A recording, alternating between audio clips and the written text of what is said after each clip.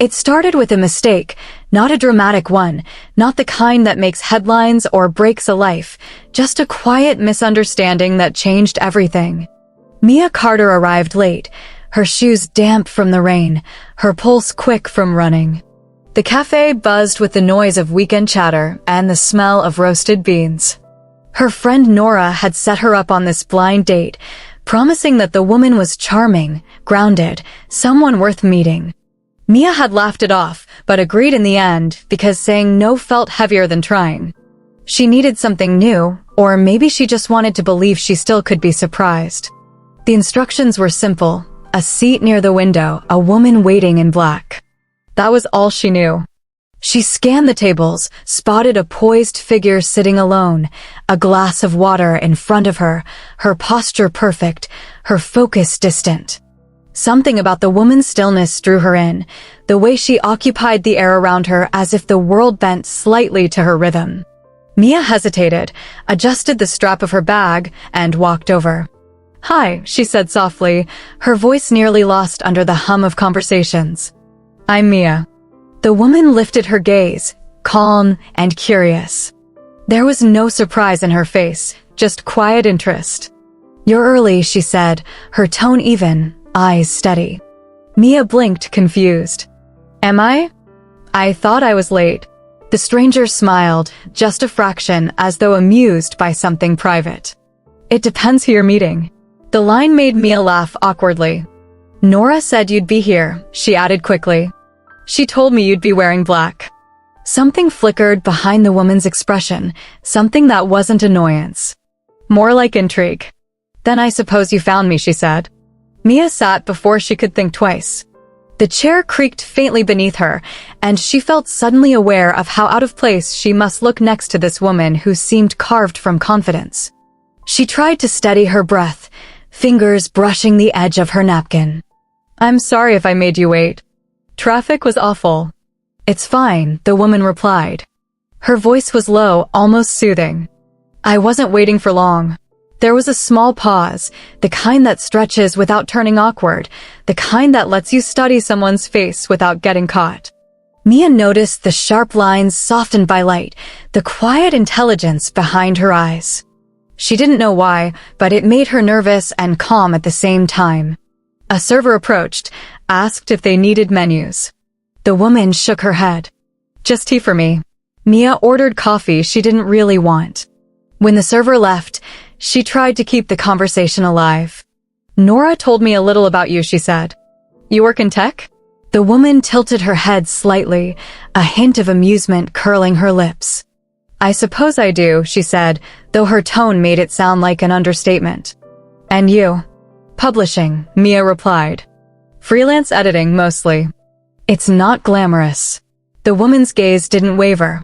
"It sounds like you read a lot of other people's thoughts for a living." "That's one way to put it," Mia said, smiling despite her nerves.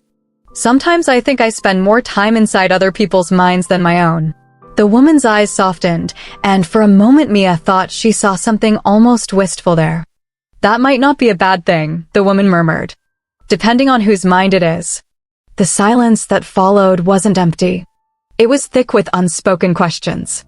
Mia felt the pull of curiosity, stronger now. She didn't know why this woman seemed familiar in a way that had nothing to do with memory.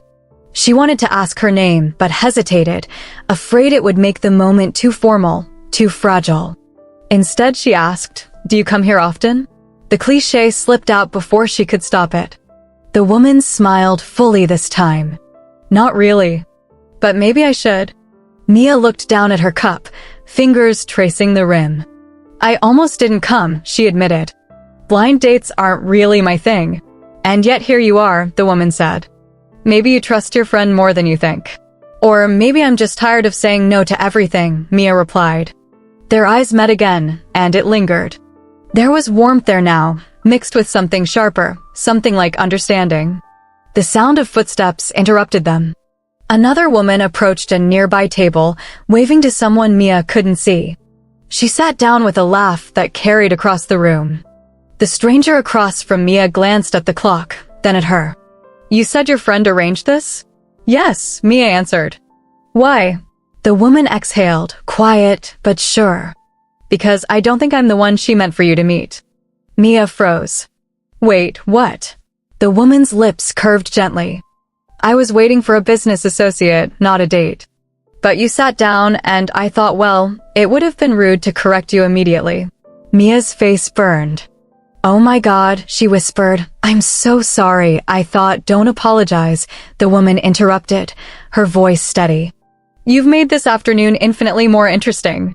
Mia blinked, half embarrassed, half unable to stop smiling. You should have said something. And miss watching you try to make conversation with a complete stranger? There was laughter in her tone now, low and rich. Mia covered her face for a second, laughing too. This is officially the most awkward thing I've done all year. Then I'm honored, the woman said lightly. Though I should probably introduce myself. Valerie. The name fit her perfectly. Simple, elegant, certain. Mia, she said again, even though Valerie already knew. It's nice to meet you, Mia Carter, Valerie said softly, like she was testing the sound of it. You've turned a meeting into something far better. Mia felt her chest tighten at the words, unsure how to respond. Valerie stood as another figure entered the cafe, a man in a suit holding a briefcase. My real appointment, she said, a trace of regret passing through her expression. Oh, right, Mia said quickly, standing too. I'll get out of your way. Valerie handed her a small card instead of goodbye. Maybe next time, you'll sit at the right table, she said. But I wouldn't mind if it's mine again. The words hung between them, effortless and deliberate. Mia nodded, too flustered to speak, and left the cafe into the drizzle. Outside, the rain felt softer than before. She stood for a moment under the awning, staring at the card in her hand. It had only a name and a number, nothing else. Her reflection shimmered in the puddles at her feet, and she realized she was smiling like someone who'd just walked out of a dream she didn't want to wake from. She told herself it was just curiosity, a coincidence, a brief misunderstanding. But deep down she already knew it was something more, something that had started the moment she sat at the wrong table and met the right woman. The next time Mia saw Valerie, she almost didn't recognize her. The event was one of those corporate evenings filled with name tags, champagne, and a sense of polite exhaustion. Mia had taken a side job as a catering assistant for a publishing gala. She was balancing a tray of glasses when a familiar voice asked for water. She turned and nearly lost her grip. Valerie stood in front of her, poised as ever, her hair swept back, her expression a calm mirror that barely shifted. For a moment Mia forgot how to breathe. Valerie looked surprised too, but only for an instant, her control sliding back into place like silk. Careful, Valerie said softly, her hand reaching out to steady the tray. Their fingers brushed, only for a second, but the contact sparked through Mia like static. She muttered a thanks and tried to focus on the tray instead of the woman holding it.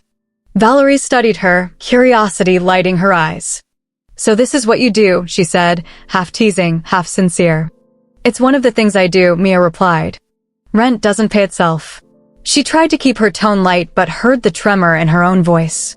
Valerie's smile softened, almost imperceptibly. Would you have time for coffee sometime soon? She asked, her tone casual though her gaze was anything but. Mia hesitated, aware of the crowd, of the eyes that might notice. You don't have to, she said. Valerie's reply was instant. I know. That's why I'm asking. They met 2 days later at a small place far from the city's center, a quiet corner where no one knew them. The air smelled faintly of cinnamon and old books. Valerie arrived precisely on time, holding herself with the same unshakable grace. When she sat down, the space around her seemed to shift, like gravity quietly acknowledging her presence. You came, she said. I didn't think you would. I almost didn't, Mia admitted. I told myself it was a bad idea. And now, Valerie asked, do you still think so? I haven't decided yet, Mia said, but the faint smile on her lips betrayed her. They talked about simple things first, coffee preferences, favorite authors, places they wanted to see. But the pauses between sentences were alive with something neither of them named. Valerie's voice, smooth and low, carried weight even in the most ordinary topics. Mia found herself watching her hands, the way she held her cup, the way she listened without interrupting. There was intention in everything she did, even silence. When Valerie asked about her work, Mia spoke freely. She talked about manuscripts that never saw daylight, about writers who doubted themselves, about nights spent editing until dawn. Valerie listened with an intensity that felt rare. "You sound like someone who builds worlds for others but forgets her own," she said finally. Mia blinked at the observation. "Maybe I just prefer other people's stories," she murmured. Valerie leaned slightly forward. "Or maybe you're afraid of writing your own." The words lingered long after they left her mouth. After that day, one meeting became 2. Then 3. Each one began as casual. Each one ended with the same sense of unfinished sentences and quiet electricity. They avoided talking about what it was, whatever was forming between them. Instead, they spoke about work, about weather, about anything that allowed their voices to meet in the middle. One afternoon, Mia found herself outside a tall glass building, summoned by an email from an editor she had never met. Inside, the receptionist led her to an office filled with books and sunlight. "We'd like to offer you a freelance position," the editor said. "Your work has been recommended to us." The details blurred after that. She signed the contract in a daze, wondering who had mentioned her name. The answer arrived later that night in the form of a single message from Valerie. "I hope the new job suits you. Don't thank me. Just do well." Mia read it 3 times, her chest tightening with something she couldn't define. She wanted to reply but didn't. Gratitude felt too small for what she was feeling. She saw her again a week later. Valerie was waiting outside her new office, leaning casually against a car, no pretense this time. "You didn't have to do that," Mia said. "I didn't have to," Valerie replied, "but I wanted to." "You're good, Mia." "You deserve to be seen." "By you," Mia asked quietly, "or by the world?" "Both," Valerie answered without hesitation. They went to lunch, though neither touched much of their food. The conversation wandered, slower this time, more personal. Mia asked why Valerie had stayed to talk that first day instead of correcting her mistake. Valerie took a sip of water before replying. "Because you looked like someone who still believes conversations can change something. I haven't felt that in a long time." Mia smiled, shy but sincere. "That sounds lonely." It was, Valerie admitted. Until now. The words hung there, delicate but real. Valerie reached across the table as if to brush a crumb from Mia's sleeve. The gesture was small, yet it made Mia's heart stutter. The space between them grew thinner, charged with everything unspoken. She didn't pull away. She couldn't. From that day, their meetings took on a rhythm of their own. Valerie would appear at odd moments, always precise, always composed, yet never distant. Sometimes she'd show up at the little bookshop near Mia's apartment, pretending it was coincidence. Sometimes Mia would find an envelope slipped under her door, a poem printed in clean type, and signed but unmistakable. None of it was overt, all of it deliberate. They walked together once through a park at dusk. The city hummed quietly around them, and the air smelled of rain about to fall. Valerie talked about her work, the endless meetings, the pressure, the way people expected her to have all the answers. "It's like living inside glass," she said softly. "You can see everything, but no one really sees you." Mia looked at her then, seeing beyond the surface, past the poise. "Maybe they just don't know where to look," she said. Valerie smiled, almost sadly. "And you," she asked, "where would you look?" "Right here," Mia answered, touching her own chest before realizing what she'd done. Valerie's eyes followed the gesture, then met hers again. Neither spoke after that for a long while.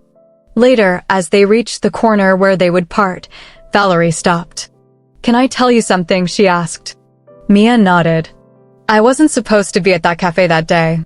My meeting was rescheduled, but I went anyway. I guess I was waiting for something. I didn't know what until you sat down." Mia felt warmth rise through her chest. "You make it sound like fate," she whispered. "Maybe just timing," Valerie said. "But I'll take it either way." The next time they met, it was at Valerie's invitation. "Come see my office," she had said over the phone, her voice unusually tentative. Mia went, not sure why she agreed so easily. The building was elegant but quiet, the kind of place where every step echoed. Valerie greeted her without the usual armor, her sleeves rolled, her tone softer. She showed her a wall of photographs, projects, moments that defined a career. "Everyone thinks this is what success looks like," Valerie said. "But it's mostly noise." "What does it really look like then?" Mia asked. "Maybe this," Valerie said, looking at her instead of the wall. The distance between them dissolved, slow and certain. Valerie moved closer until their shoulders almost brushed. Mia felt the warmth of her breath, the faint scent of coffee, the way silence grew thick. She turned her head slightly, just enough to meet her gaze. The world outside blurred. For a second, neither of them breathed. Then Valerie stepped back, almost imperceptibly, her composure returning. "I didn't bring you here to confuse you," she said gently. "I just wanted you to see the difference between what people think I am and who I really try to be." Mia nodded, her heart unsteady. "I see it," she whispered. "And I think I like both." Valerie smiled, something fragile and bright at once. "Be careful with that," she said.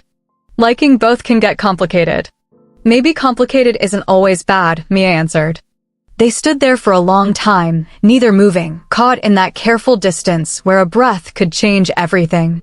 Outside, the city lights began to glow against the glass. Inside, two women stood on the edge of something unnamed, waiting to see if either one would be brave enough to cross it. The first whisper came quietly, as most things that cause trouble often do. It appeared in a gossip column online, a photo taken through glass, the image slightly blurred, but clear enough to recognize two figures leaving a small bookstore together. Valerie walked ahead, Mia followed, both unaware of the camera across the street. The caption beneath it read, "CEO Duval's mystery companion revealed." The story spread before lunchtime, growing in color and speculation. By afternoon, it had reached the board of directors, and by evening, it reached Mia. She saw it on her phone while sitting in the subway, the light from the screen cutting through the dim carriage. For a long time, she didn't move. Her reflection looked pale in the glass. The comments underneath the post were worse than the headline. People spoke about her as if she were a rumor, something less than real. She turned the phone off, slid it into her bag, and told herself it would fade like all fleeting stories do. But it didn't fade. The next day, a manager at the publishing office asked to see her. His tone was kind but uneasy. "This isn't personal," he said, eyes flicking toward the printed article on his desk. "We just need to avoid unnecessary attention." That was the word he used, unnecessary, as if she were noise instead of a person. Mia nodded, even thanked him for the opportunity, though her hands shook as she packed her things. Valerie called that evening. Her voice was steady, too steady, the kind of calm that hides worry beneath it. "I saw it," she said. "I'm sorry." "You have nothing to apologize for," Mia answered, though she didn't quite believe it. "I should have been more careful," Valerie insisted. "I should have thought about how people would twist things." "It's not your fault," Mia repeated. "It's just how they are." Valerie paused. "Then let me fix it," she said finally. "Let me talk to them." "No," Mia said quickly. "Please don't. That would only make it worse. I don't want them to think you're protecting me." Valerie hesitated, the sound of her breathing faint through the line. "Maybe I am protecting you." "I don't need saving," Mia said softly. "I just need this to stop." They didn't speak for a few days after that. The silence was thick, filled with what neither could say. Mia tried to convince herself it was for the best. She focused on finding another job, sent out applications, edited manuscripts from home, and ignored the notifications that kept appearing on her phone. She stopped checking the news entirely. One afternoon, she walked past a cafe and saw Valerie sitting inside, her posture composed, but her eyes distant. For a moment, Mia almost went in, almost reached out. Instead, she turned away, pretending not to notice. The ache that followed was sharp, immediate, like stepping into cold water. Later that week, Valerie showed up at her door. The knock was quiet but insistent. Mia hesitated before opening it. Valerie stood there, holding an umbrella, her coat damp from the rain. "Can I come in?" she asked. Her voice carried something fragile, something almost pleading. Mia stepped aside. The apartment was small, warm with the smell of tea and paper. Valerie looked around, her eyes tracing the shelves, the half-open notebooks, the signs of a life built from quiet persistence. "You've been avoiding me," she said. "I thought it might be easier," Mia replied. "For whom?" Valerie asked. "For both of us," Mia said. "You have your world. I have mine. We tried to mix them and it exploded." Valerie moved closer. "It didn't explode. It got noticed." "That's different." "It's the same," Mia said, her voice breaking slightly. "It means someone like me doesn't belong in your picture." "Who told you that?" Valerie asked, her tone sharper now. "Everyone," Mia said simply. "Every headline. Every whisper." For a long time, neither spoke. Rain drummed softly against the window. Valerie took a slow breath. "I can't undo what happened," she said finally. "But I can decide what happens next. I can make this right." "How?" Mia asked. "By announcing you're dating the girl who brings you bad press." "That's not fixing anything. That's suicide for your career." Valerie's jaw tightened. "You think I care about that?" "I think you've spent your whole life caring about that," Mia said quietly. "And maybe you should." Valerie's eyes softened. "You don't know me as well as you think," she whispered. "Maybe not," Mia said. "But I know myself. And right now, I can't be the reason people point at you like a scandal." Valerie looked at her for a long time. Then she nodded, once, slowly. "If you need space, I'll give it to you," she said. "But don't confuse silence with indifference." "I won't," Mia said. "Just promise me you'll be okay." "I will," Valerie replied, though neither of them sounded convinced. When the door closed, Mia leaned against it and let the quiet sink in. She thought of the first time she saw Valerie, the calm in her eyes, the small smile that had felt like sunlight. She thought about how easily that warmth had become part of her life, and how hard it was to let it go. Days passed, then weeks. The noise online faded as new stories replaced the old. Valerie stopped appearing on magazine covers, stopped attending public events. Some said she was traveling, others said she was preparing to step down from her position. Mia didn't check to see which was true. She told herself it didn't matter anymore. One night, Nora came over with dinner and cautious eyes. "You look like someone waiting for a call that won't come," she said. Mia laughed weakly. "That's dramatic." "But accurate," Nora replied. "Do you love her?" Mia didn't answer right away.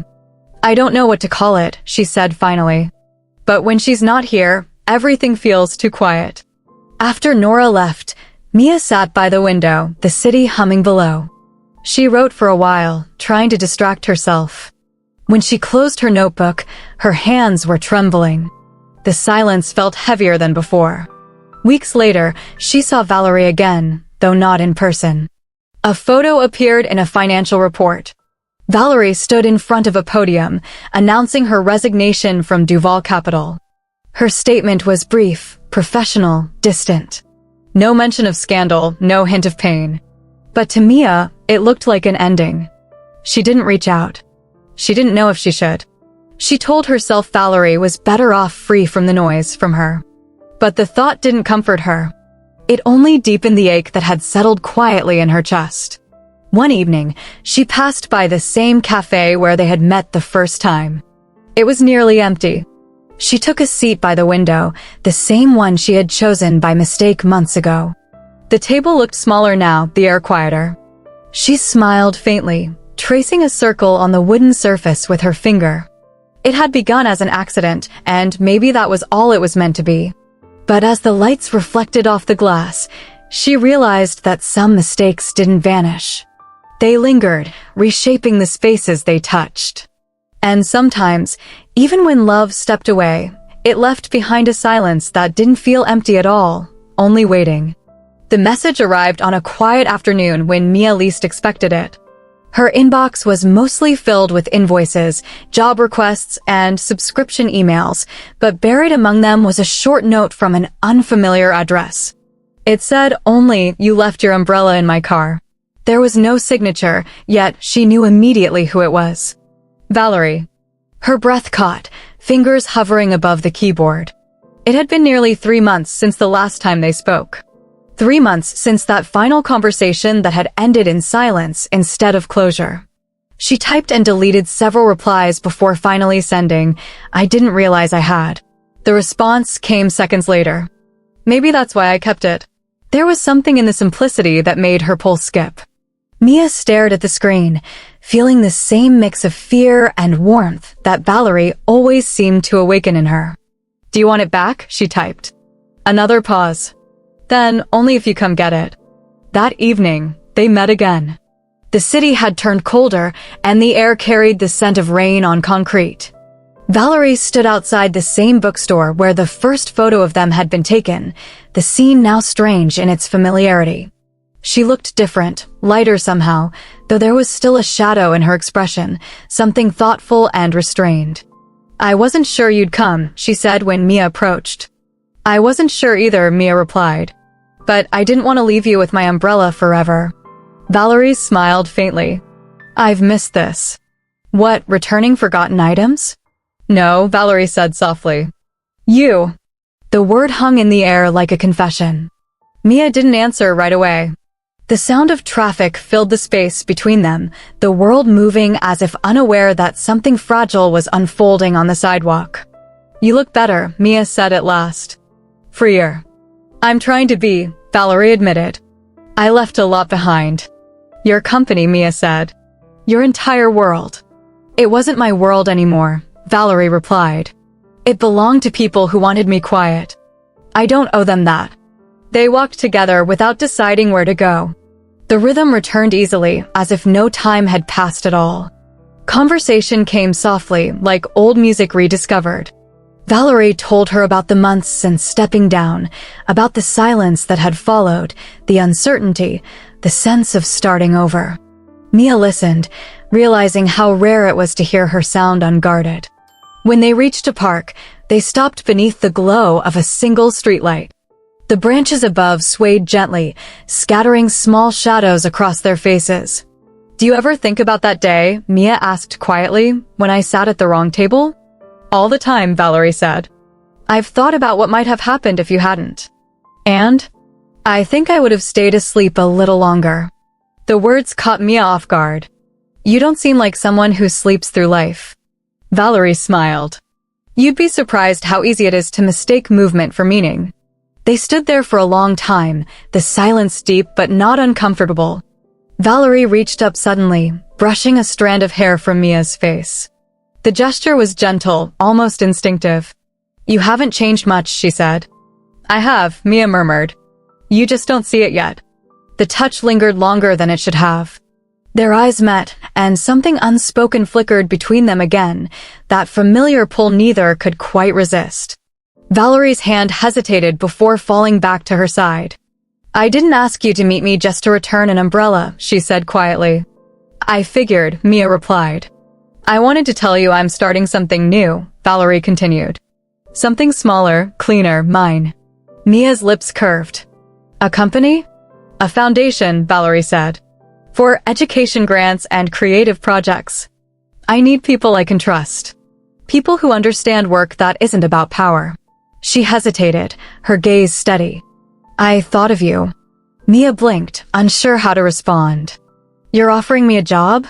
"I'm offering you a chance to build something with me," Valerie said. "Not out of pity, not out of guilt. Because I believe in the way you see the world."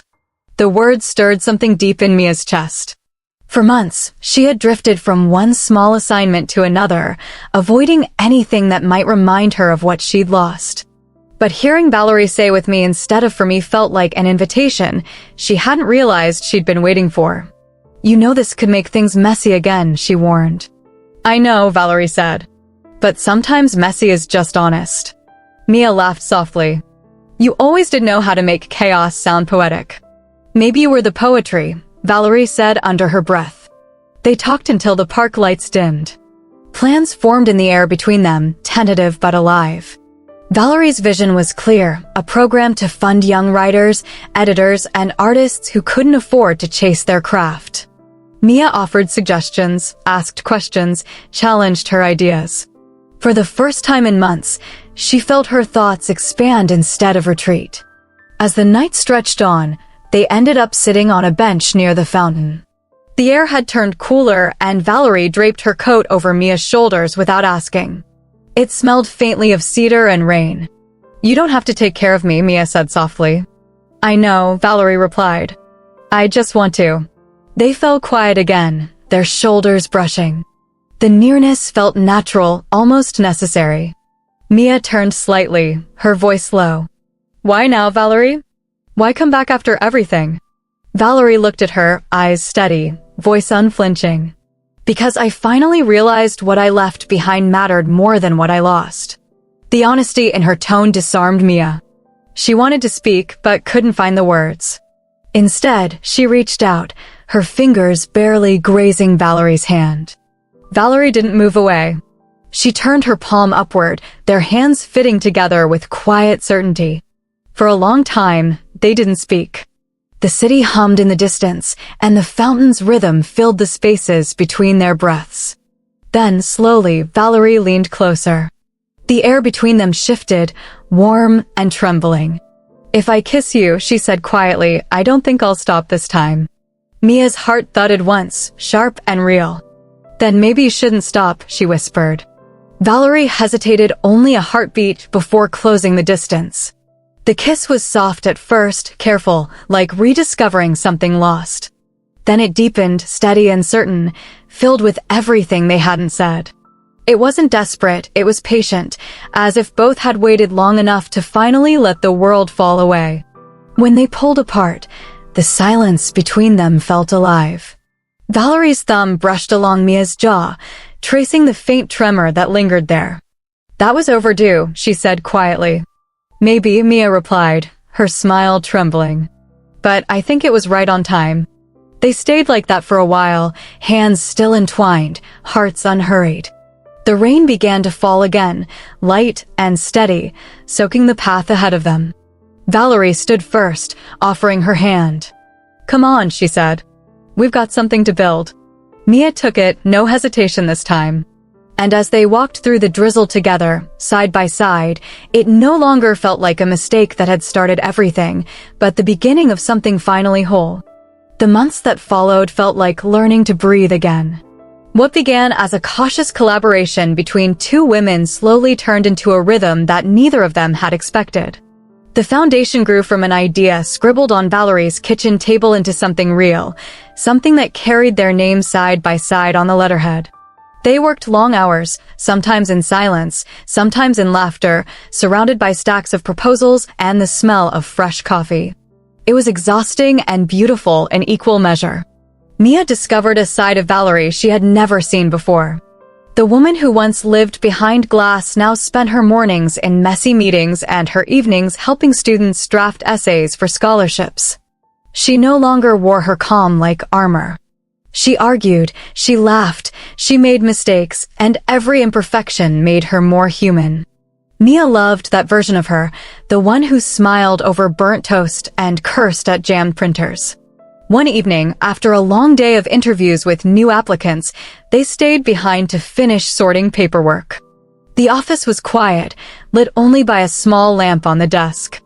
Valerie sat cross-legged on the floor, reading through a file, her hair falling loose around her face. Mia leaned against the window, watching the city lights blur in the distance. There was peace in the silence between them, the kind that didn't demand words. "You're staring," Valerie said without looking up. "Maybe," Mia replied. "You look different here." "Different how?" "Like you belong to the world instead of ruling it." Valerie glanced up, a faint smile tugging at her lips. "Maybe I finally found my place in it." The air between them shifted again, that quiet current that had always pulled them closer. Valerie set the file aside and stood. "You still think this was a mistake?" she asked softly. Mia shook her head. "No. I think it was the only thing that ever made sense." Valerie stepped closer, their reflections merging in the glass behind them. "You know," she said, voice low, "the first time I saw you, I thought you looked like someone who would change everything." Mia smiled faintly. "And did I?" "Completely," Valerie whispered. Their lips met again, slower this time, steady and sure. It wasn't about rediscovery anymore. It was about belonging. Every touch felt deliberate, every breath shared. When they finally parted, Valerie rested her forehead against Mia's. "I don't want to keep pretending I'm afraid of what this means," she said. "Then don't," Mia whispered. "Just let it be." They left the office late that night, walking hand in hand through quiet streets that shimmered under soft rain. For once, they didn't hide. It didn't matter who saw. The city seemed to watch them with a kind of gentle curiosity, as if recognizing something it hadn't seen before. The following week brought new challenges. A major investor withdrew after learning about Valerie's public resignation and her new direction. The foundation risked losing its momentum. Valerie didn't tell Mia right away. She carried the weight alone until Mia noticed the tension in her shoulders, the sleepless look in her eyes. "What's wrong?" Mia asked one night, finding her staring at spreadsheets long after midnight. "Just numbers," Valerie said, forcing a smile. "Don't do that," Mia replied. "Don't hide behind business talk. You're not alone anymore." Valerie closed the laptop, rubbing her temples. "We lost funding. I thought I could fix it quietly. And I can't, not this time." Mia took her hand, firm and steady. "Then we fix it together. You built this place on honesty. Let people see that. Let them see you." The next morning, Valerie did something she had never done before. She recorded a video message for the foundation's supporters, speaking directly, without a script, without polish. She talked about failure, about rebuilding, about learning to choose integrity over comfort. Her voice trembled once, then steadied. The response was overwhelming. Donations poured in, messages of support from people who had never met her but believed in what she stood for.